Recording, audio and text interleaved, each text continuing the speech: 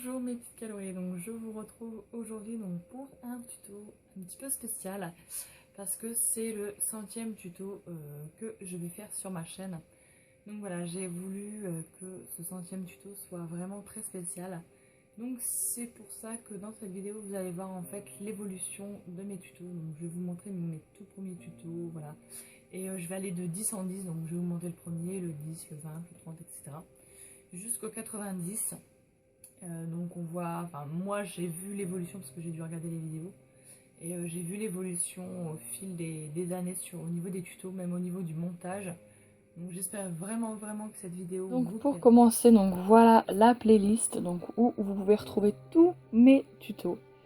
Donc là vous voyez qu'il y en a marqué 100, mais en fait il y avait une vidéo où il y avait deux parties. Donc il n'y a que 99 tutos. Donc il y en a vraiment plein différents. Donc je vous laisse aller voir ça plus en détail.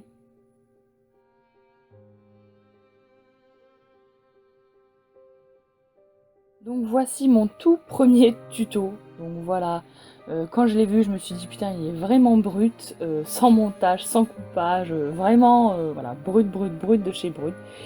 Et je pense que j'ai bien rigolé.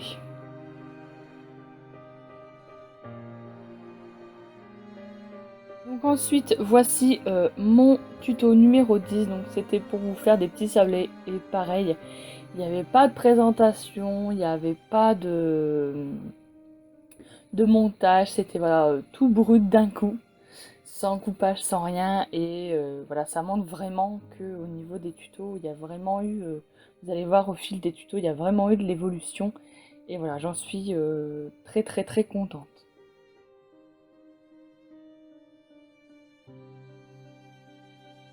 Donc voici le tuto numéro 20. Donc là, c'était le fameux tuto millefeuille.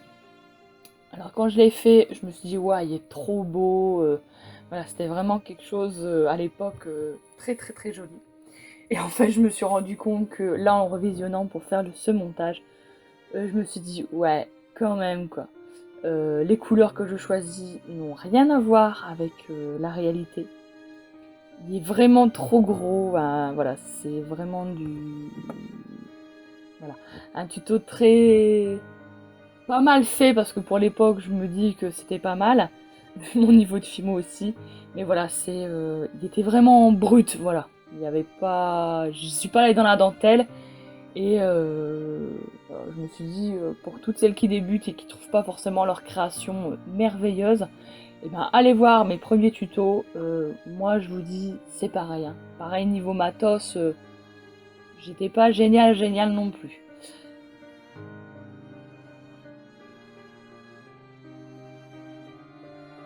Donc on arrive à mon tuto numéro 30.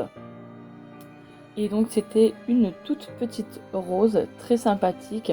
Alors vous voyez que là déjà c'est un peu mieux au niveau de la présentation. Parce qu'il y a une intro et voilà, c'est marqué tuto. Donc au niveau du cadrage, c'est pas encore ça parce qu'on voit du décor derrière. Mais bon, c'est un petit peu mieux que mes premiers. Voilà, il y a de l'amélioration, on va dire. Mais pareil, il y a pas de montage.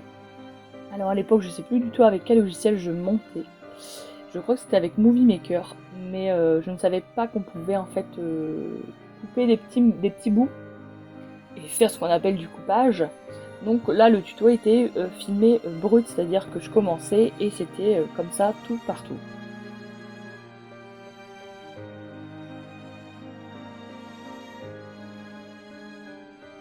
Donc le tuto suivant vous présente à l'époque une framboise, enfin comment faire une framboise, donc c'est le numéro 40.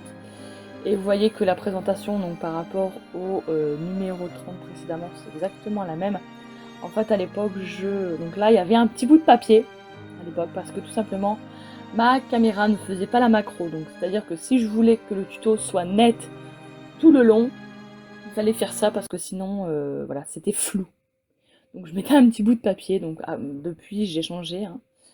Et là vous voyez qu'il n'y avait même pas de planche à découper, enfin il n'y avait pas le plan de travail, c'était directement sur mon bureau brut.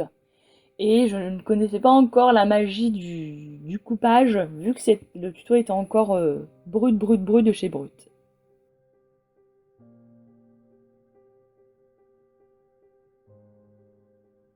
Donc on arrive au tuto numéro 50, donc c'est comment faire un coulis. Donc là vous voyez que la présentation est la même que maintenant, il y a juste la musique qui change en fait, et l'image, parce que l'image ce n'est plus celle-là.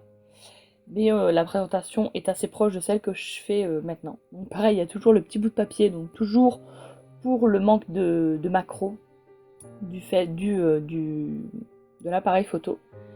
Et donc je trouve que là, c'est, on va dire que je commence à m'améliorer un petit peu au niveau des tutos, des explications, mais pareil, c'est toujours brut et c'est toujours en direct. Donc c'est-à-dire que je ne faisais pas mes tutos en voix off, comme je fais maintenant.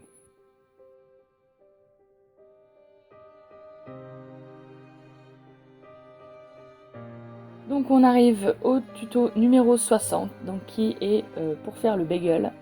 Donc vous voyez que la présentation, pareil, ne change pas. C'est au niveau de la musique. J'ai changé je ne sais pas combien de fois de musique, d'intro, avant que j'en trouve une qui me plaise. Donc toujours le petit bout de papier très sympa. Et donc voilà, pareil, la présentation est brute. Mais je trouve que voilà, je commençais à m'améliorer un petit peu niveau création. Voilà, on est loin des tout premiers tutos qui n'étaient pas forcément super réalistes. Là, je trouve pour le coup, je trouve un petit peu plus réaliste. Donc là, je connaissais un petit peu, j'avais fait un petit peu de montage. En fait, j'arrêtais la caméra, hein, tout simplement, au fur et à mesure, et je mettais les petits bouts de vidéos les uns après les autres, tout simplement. Mais voilà, je trouve que on commence à s'améliorer un petit peu niveau montage.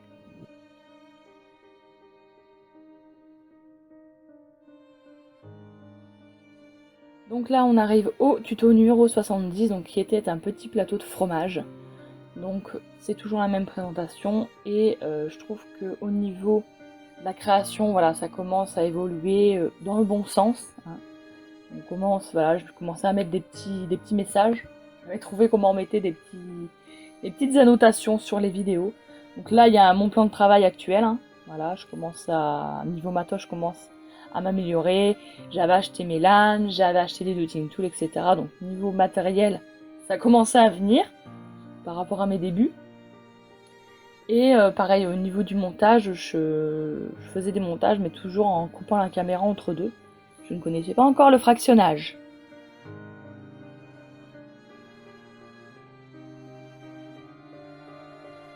Donc là, on arrive au tuto numéro 80, donc qui était un camé fleuri, donc avec une rose et un effet de ronce.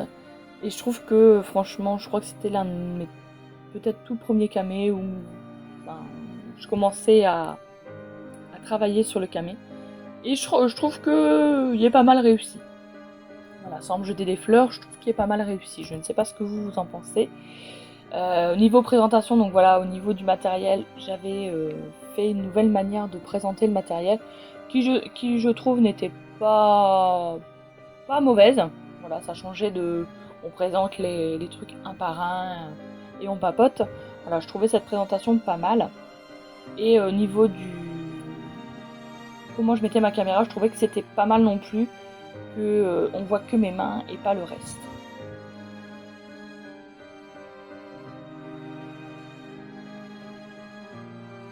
Donc voilà, on arrive au 90e tuto, donc, qui est assez récent, il doit dater d'il y a 2-3 mois. Et c'était sur mes fameux engrenages. Donc là, la présentation, c'est la présentation que vous connaissez habituellement, hein, celle que vous voyez tout le temps au début de mes vidéos, même si j'ai envie de changer, mais bon. Mais voilà, je trouve que niveau présentation, c'est beaucoup mieux. Voilà, je présente d'abord la création, ce que ça va donner. Ensuite, je présente le matériel, pareil en vidéo. Et je vous montre le tuto. Et là, par contre, je fractionne la vidéo, tout simplement. Donc là, la présentation des produits me plaît. Et là, voilà, je fais des petits montages en vous indiquant, voilà, premier engrenage, deuxième engrenage, etc. Donc je trouve qu'au niveau présentation, c'est pas mal. On est vraiment mieux qu'au début. Donc voilà mes petits caloris, la vidéo est terminée, donc j'espère vraiment que ça vous a plu. Voilà, j'ai vraiment aimé faire ce petit tuto bien spécial. Donc dites-moi en commentaire si ça vous a plu, si vous avez aimé, si vous avez vu de l'évolution de mes toutes premières créations à celle que je fais maintenant. Voilà, ça m'a beaucoup plu et je vous remercie beaucoup parce que sans vous, je ne serais peut-être pas arrivée jusqu'au 100e tuto. Donc voilà, je tiens vraiment à vous remercier. Je vous fais plein de gros bisous et je vous dis à très bientôt mes cœurs. Bye!